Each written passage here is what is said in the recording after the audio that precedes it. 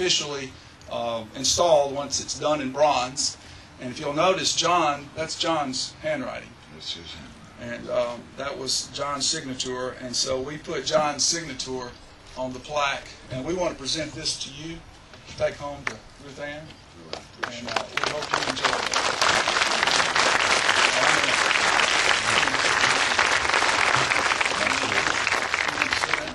No, you want me to get over here? Yes, I want you to go over here. I'm going to say some things about him first. A knee replacement going. Well, just stand here. Just stand here. You don't have to go all the way down. You don't have to go all the way down. I'm going to be a little bit brief, but a little bit lengthy too. Brief's not really in my forte. I thought about, well, first, what an honor it is for me to be able to introduce our guest speaker today.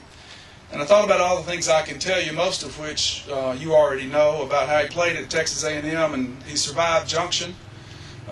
Texas A&M went on to win the Southwest Conference Championship while he was there. He came to the University of Alabama as an assistant coach, and I understand he has 2 rings from 61 and 64, national championship rings.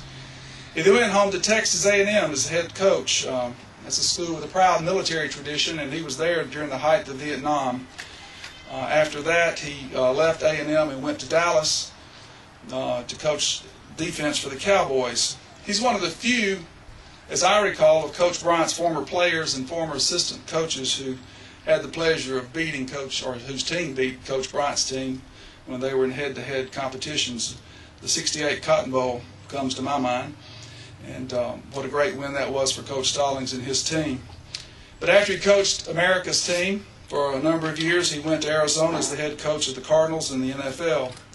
After that, he came back to his, what I call his second home, and I hope he feels that way, and that's to Alabama and the Crimson Tide, where his team won over 70 games in 7 seasons, including his unbeaten, untied 1992 national championship team.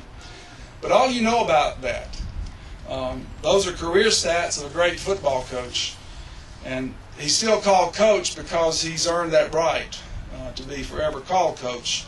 When you hear former players talk about a retired coach and call him coach, that's a term of endearment, that's a term of respect, and I think everybody who meets Coach Stallings understands that and does that on purpose, calls him coach. But what about the man who was John Mark Stallings' dad? That's a different man. On Friday afternoon during football season, Coach Stallings is on a radio call-in show where he and the host talk a few minutes about football, what happened that week, what might happen the next week, and then Coach Stallings answers questions from callers. Some of you may have heard that show, some of you may not, but that 15-minute segment on the radio, in my opinion, speaks volumes about Coach Gene Stallings, the dad of John Mark Stallings. It also speaks volumes about the way the people in this state feel about Coach Stallings and about your family, Coach. I know you have a very strong belief and faith in God, and you must pray regularly before that show, because the people who call in to talk to you are different from the other callers who call in during the other segments of that show. And I won't call any names, but those of you that heard the show know what I'm talking about. The thing that really impresses me, though, about Coach Stallings on the radio is no matter how uninformed the caller is or how ridiculous his question is, Coach Stallings treats that person with the utmost respect, and he does his best to give that caller an answer to his question. Now, don't think for 1 minute that this man, when he has on his coaching face, cannot be tough or plain spoken. I think we've all seen that side of him as well.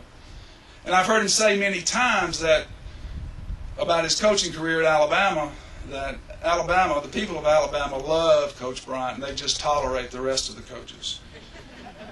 Well, that's not exactly true, Coach Stallings, especially where you're involved. That may be true of some of the others. And yes, many of us love Coach Bryant. I know some of you didn't, but that's okay. Many of us did. And we respected his work as a great college football coach. But we respect and honor your work as a great college football coach as well. But we really, truly love you for being more than just a football coach. We love you for the example that you've lived most of your life in the public eye. We love you for the honorable way that you've served the organizations and the institutions that have employed you, and for the way that you've honored your wife and your children. And it's an honor for us to have you in Morgan County today, and it's truly a great honor for me to be able to introduce you. Coach Gene Stallings.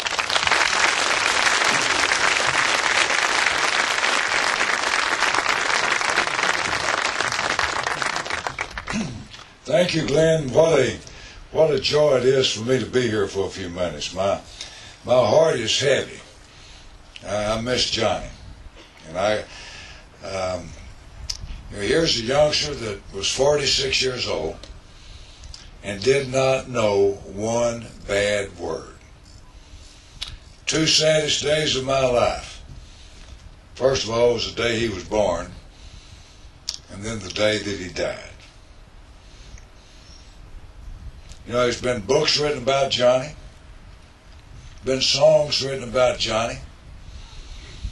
As long as they play football at the University of Alabama, the equipment room will be named the John Mark Stallings Equipment Room. Abilene Christian University picked 4 people that they felt like had literally changed the world. Johnny was one of those 4. Born with Down syndrome. Football field at Faulkner University is going to be named after Johnny. At my class reunion at Texas A&M, your 50th, you give something back. We raised $300,000 in just a short period of time, and we endowed a medical scholarship, the John Mark Stallings Medical Scholarship. And now here's a playground that's going to be named after him. Not bad for a little fellow that couldn't count to 10. Never forgot a name. Didn't know a bad word. I've said this many, many times. My life wouldn't be nearly as rich if it weren't for Johnny. I could go back 46 years. I could go back 46 years and the good Lord say to me, I'm going to give you a perfectly normal, healthy little boy, or I'm going to give you Johnny. I'd take Johnny every time. Wouldn't even be any question about that. So you people that pay respect and do things such as naming a playground, the people in the community raising some money to build a playground, that's a big deal. A couple of cute stories about Johnny. I'm coaching the Dallas Cowboys. It's customary in professional football to take your children to practice on Saturday. The freshmen, the rookies, they buy donuts. The kids eat those donuts and throw footballs around. Meetings are relatively short because you're going to play or travel the next day. And I wanted Johnny to meet Coach Landry. And we practiced and practiced and practiced. I said, Johnny, we're going to go in the coach's dressing room. I'm going to get Coach Landry, and I'm going to say, Coach Landry, I want you to meet my son, Johnny. And Johnny, I want you to meet Coach Landry. And you will say, glad to meet you, Coach Landry. Now, we had it down. We went over it at least 50 times. We finally get to the coach's dressing room. We go in. There's Coach Landry. I said, Coach Landry, I'd like for you to meet my son, Johnny. Johnny, I'd like for you to meet Coach Landry. And Johnny said, hi, Tom.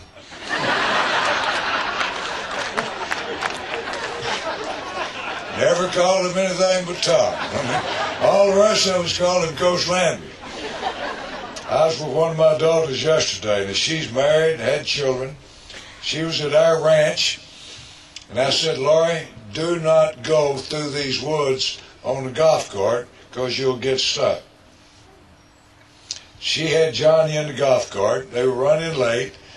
She said, Johnny, I'm going to go through here real quick. Everything will be okay. And they got stuck. Lori says to Johnny, don't tell Pops.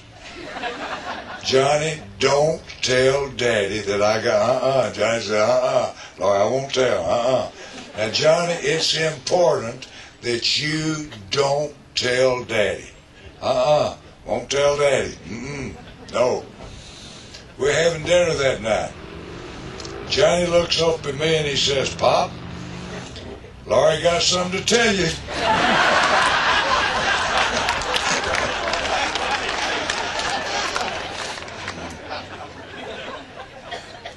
What a joy, he died a few days ago, and I don't think I'll ever complain again. My complaining days are over. I don't know if you know anything about oxygen saturation. You're sick. You go to the hospital. They put that little thing on your finger, checking your oxygen saturation. Everybody's in the 90s. I'd say everybody in here is the 90s. Somebody may be in the 80s, but nearly everybody's in the 90s. If you fall into the 80s, you're ready for ICU because you're sick. I'm visiting with Johnny. His oxygen saturation a lot of times is in the 60s and the 50s, and I put the little thing on his finger. It was 52. I said, Johnny, how you feeling? He said, I'm fine. No, he wasn't fine. Early the next morning, something told me that I needed to check on him, and he was gasping for air. And it wasn't long before, he passed away. But the night before, you just can't imagine how little oxygen you have when you're 52. And yet he still didn't complain. So when we say these are special children, I served on the President's Commission on Intellectual Disability. I went to Washington a number of times trying to make the quality of life for the children with special needs just a little bit better. I think if I did one thing while I was coaching at Alabama, it was make the awareness of the child with special needs just a little bit more visible. But let me tell you what's a big deal. A big deal